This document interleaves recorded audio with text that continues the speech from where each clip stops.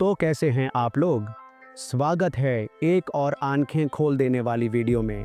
आज हम बात करेंगे उन मुस्लिम देशों की जहां गरीबी ने जिंदगी को मुश्किल बना दिया है। हम समझेंगे कि इन देशों में गरीबी के असली कारण क्या हैं, किस्मत या कुछ और। तो दोस्तों, वीडियो को लाइक करो, चैनल को सब्सक्राइब करो और चलिए शुरू करते हैं बिना किसी देरी के। सफर शुरू होता है अब। सबसे पहला देश है सोमालिया, हॉर्न ऑफ अफ्रीका का एक मुल्क जिसका नाम अक्सर समुद्री लुतेरों के साथ जोड़ा जाता है। लेकिन इस देश की पहचान सिर्फ पायरेसी तक सीमित नहीं है।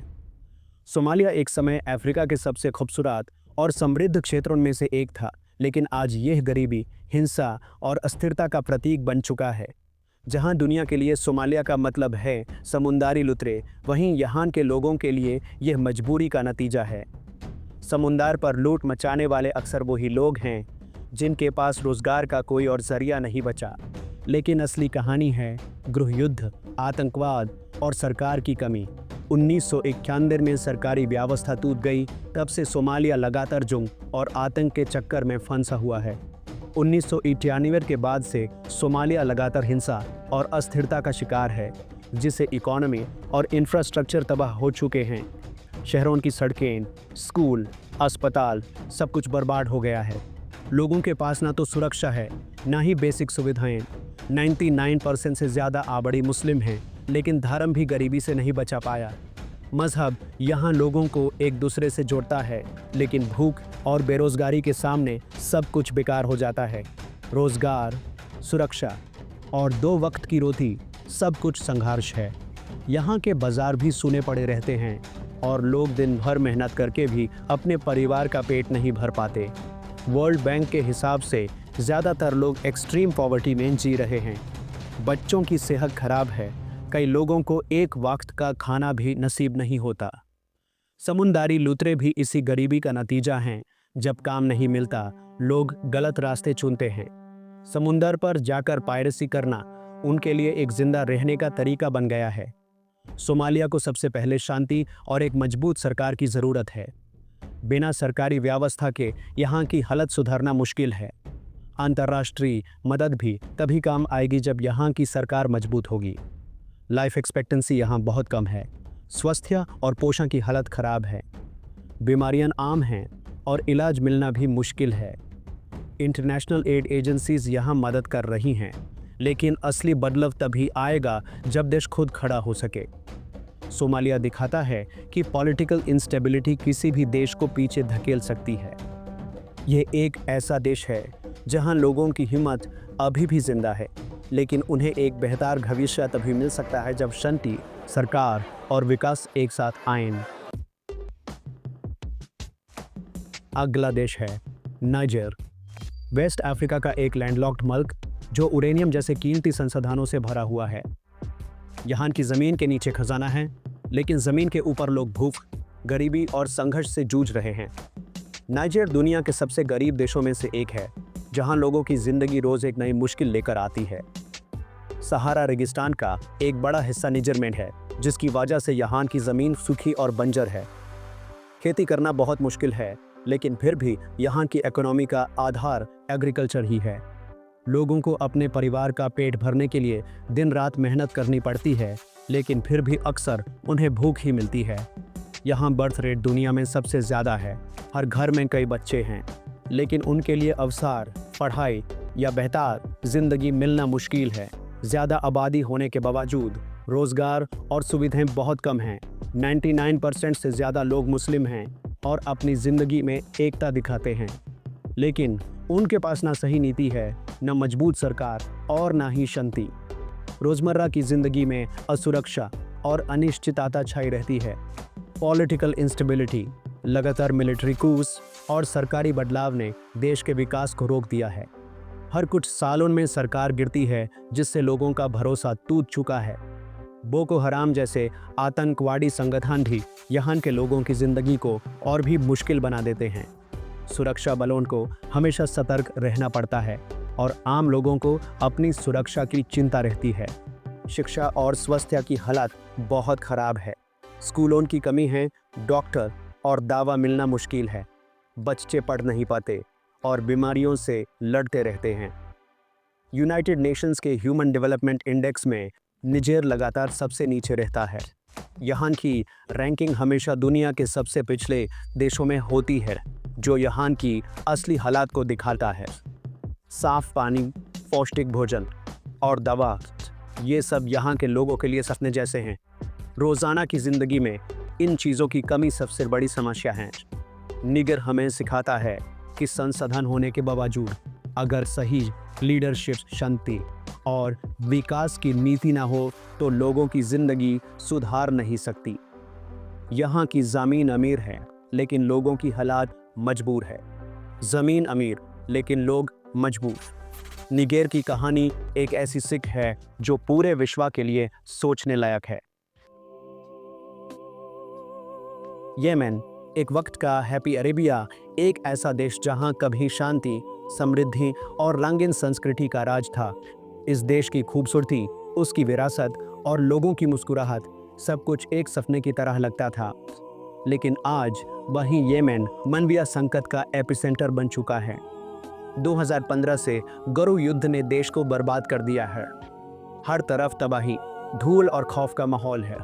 घर, बाजार और मस्जिद कुछ भी सुरक्षित नहीं रहा। ईरान समर्थित हौथी और सऊदी बैक्ड सरकार की लड़ाई में आम लोग पिस गए। राजनीति के इस खेल में सबसे ज़्यादा नुकसान येमेन के आम नागरिकों को हुआ है। इंफ्रास्ट्रक्चर, हॉस्पिटल, स्कूल सब तबाह हो चुके हैं। बच्चों की पढ़ाई, लोगों का इलाज, रोज़मर्रा की ज़िंदगी सब कुछ बिखर गया है। 99% मुस्लिम आबादी, लेकिन सांप्रदायिक विभाजन ने जुंग को और भड़का दिया।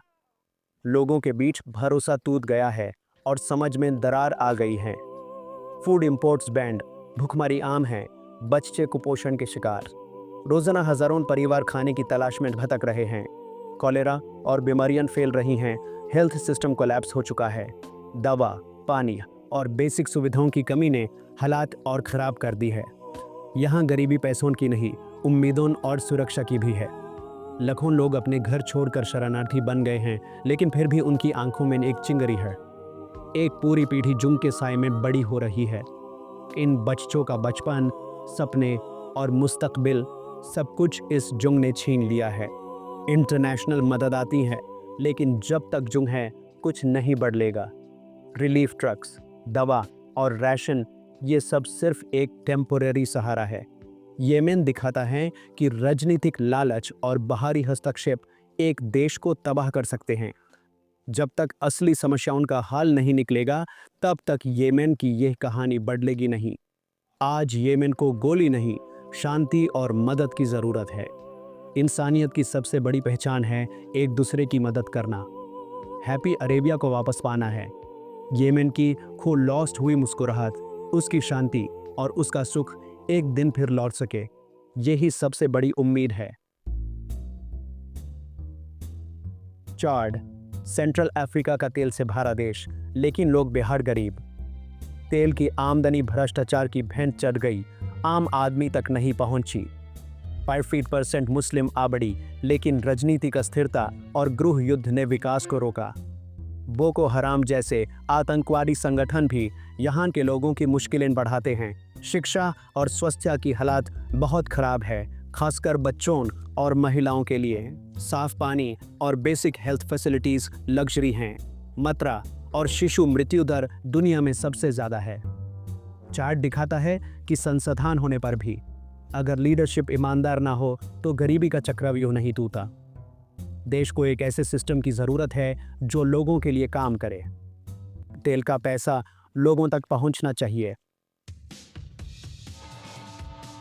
सूडान, अफ्रीका का एक और बड़ा देश जिसका 2011 में बंटवारा हुआ। साउथ सूडान अलग हुआ, तेल के भंडार छिन गए, इकोनॉमी गिर गई। 97% मुस्लिम आबादी, लेकिन दशकों तक तानाशाही और गृह युद्ध ने देश को बर्बाद किया। उमर अल-बशीर के शासन में प्रतिबंध और भ्रष्टाचार ने हालत और ख़राब की। खेती क्लाइमेट चेंज और सूखे से तबाह हो रही है। महंगाई आसमान पर, लोगों के पास पैसा नहीं। अब तानाशाही ख़त्म हुई है, लोकतंत्र की कोशिश हो रही है। प्रतिबंध हट रहे हैं, लेकिन रास्ता लंबा है। सूडान दिखाता है कि तानाशाही, युद्ध और बंटवारा किसी भी देश को पंगु बना सकते हैं, लेकिन लोगों की एकजुटता बदलाव ला सकती है। नए नेताओं को देश को सही दिशा देनी होगी। सूडान को नए मौके चाहिए। अफगानिस्तान 40 साल से जंग, आतंक और अस्थिरता का नाम। सोवियत हमला, तालिबान, अमेरिकन वॉर और अब फिर तालिबान। शांति यहाँ मेहमान है। इकोनॉमी, इंफ्रास्ट्रक्चर और खेती बर्बाद हो चुकी है। 99.7% मुस्लिम आबादी, लेकिन बेरोजगारी और गरीबी चरम पर है। तालिबान के वापस आते ही आर्थिक प्रतिबंध लग गए, लोगों की मुश्किलें बढ़ गई। अफीम की खेती मजबूरी है, लेकिन इसका फ़ायदा आतंकवादियों को मिलता है। महिलाओं के अधिकार छीन गए, आधी आबादी घरों में बैंड है। अफगानिस्तान दोराहे पर है, एक तरफ अंधेरा, दूसरी तरफ उम्मीद की हल्की किरण।